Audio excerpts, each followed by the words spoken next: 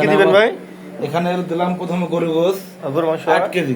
কয় KG? 8 KG গরু গোস। কি করবেন গরু গোসটা? আজকে তেয়ারি পাকাবো। আচ্ছা ঠিক আছে। তেয়ারি পাকাবো। আর এখানে হলো পেঁয়াজ আছে, মনে করেন হলো 3 কেজি মতো পেঁয়াজ আছে। হ্যাঁ দেন। 3 কেজি পেঁয়াজ দিলাম। এই পেঁয়াজটা বাড়া দিলাম মশলার জন্য, বুঝছেন? 3 কেজি পেঁয়াজ দিলাম। এবার দিলাম হলো এখানে হলো বাদাম, কাজু বাদাম, পেস্তা বাদাম, জয়ফল, জ্যোতি, 4টা আইটেম আছে এখানে, ঠিক আছে? ডিম আছে।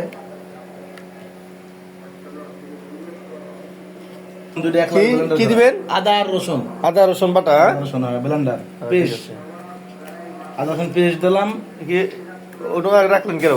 না এটা তো রাখবো, ই লাগবে চাউল। ঠিক আছে। এবার দিলাম হলো ওই বিরিয়ানি মশলা প্যাকেট,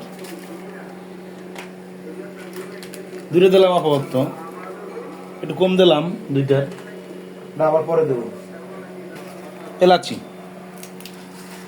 এলাচি দিলাম আর লবঙ্গ দিলাম, লবঙ্গ, শাল, শাল দিলাম, তেল দেবো, তেল কত নিয়ে দিবেন ভাই? তেল দেবো, মনে করেন 1 কেজি পরিমাণ তেল দেবো।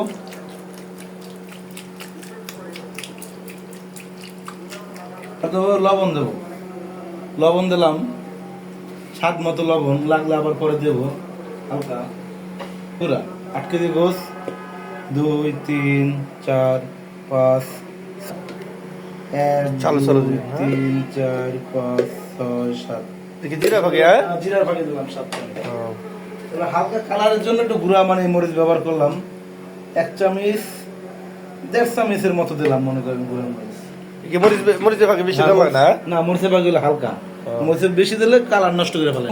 হালকা কাঁচা মরিচ অল্প কিছু দিলাম, বেশি জাল দেওয়া লাগবে না। কি আগুন ছাড়া ঘুরতেছে না? আগুন ছাড়া হয়, এটার মালটা মিলাইতেছে না? মালটা মিলাইতেছি। হলুদের ফাঁকি দেওয়া লাগে না ভাই? না না, হলুদের ভাগে না।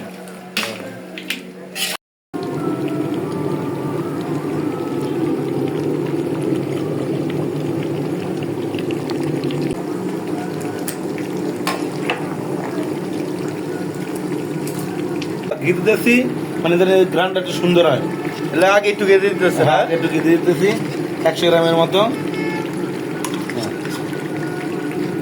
ওটা রাখেন, আমি বিরিয়ানি বাদাম তো তেল দিলাম, ওটা লবঙ্গ দিলাম, শাল দিলাম, দারচিনি, পেস্টটা বাদাম বেরেস্তা করবো। বেরেস্তা হয়েছে, বিরিয়ানির জন্য পেস্ট বেরেস্তা করা হয়েছে। পানি দিলাম,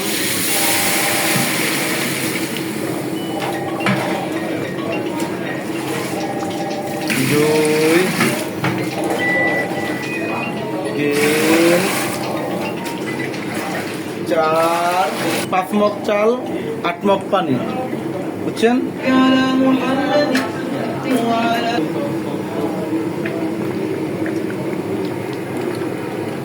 গোষ্ঠের ভিতরে আমরা টক দই ব্যবহার করবো। টক দই, হ্যাঁ, 1 কেজি টক দই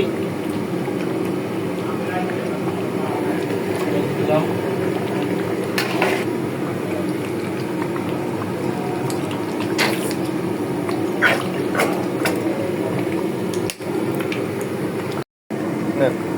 তারপর দিলাম হলো কাঁচামরিচ, কাঁচামরিচ দিলাম।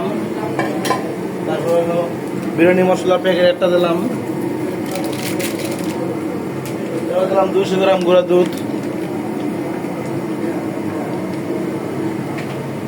দিলাম হলো লবণ, লবণটা দিলাম স্বাদ মতো। লবণ বেশি? হ্যাঁ, ওকে। আমাদের বিরিয়ানির জন্য তৈরি হইল মশলা। চাল দেবো, এটার ভিতরে পোলার চাউল,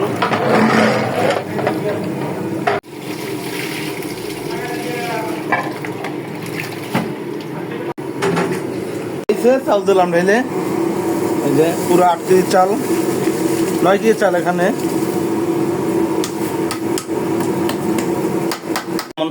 এই দেখেন পানি আর চাল সমান সমান হয়ে গেছে। এখন আমরা এটার ভিতরে গোশ ঢেলে দেবো। গোশটা ভিতরে কটা আলু দিয়েছিলাম, আপনাদেরকে মিক্স করে দিয়েছি, দেখেন না আপনারা, যেহেতু এটা ভালো করে মিশিয়ে নেব একবার সুন্দর করে, ভালোভাবে যেন চালটার সাথে গোস্ত মিশে যায়, এটা খেয়াল রাখতে হবে। এবং এর পাশাপাশি আলু বোকরা কিশমিশ দিয়ে দিতে হবে। আলু বোকরা কিশমিশ আমরা ধুয়ে রেখেছি, তা ভালো করে ধুয়ে নেবেন। হ্যাঁ, ময়লা থাকতে পারে, ধুয়ে নেওয়া ভালো। সুন্দর করে ভালো করে মিক্স করবেন। ওকে, যেমন বিরিয়ানিটা করলাম, ঢেকে দিয়েছিলাম, চালটা সিদ্ধ হয়ে যাচ্ছে। ওই যে ওই যায়, ওই যায়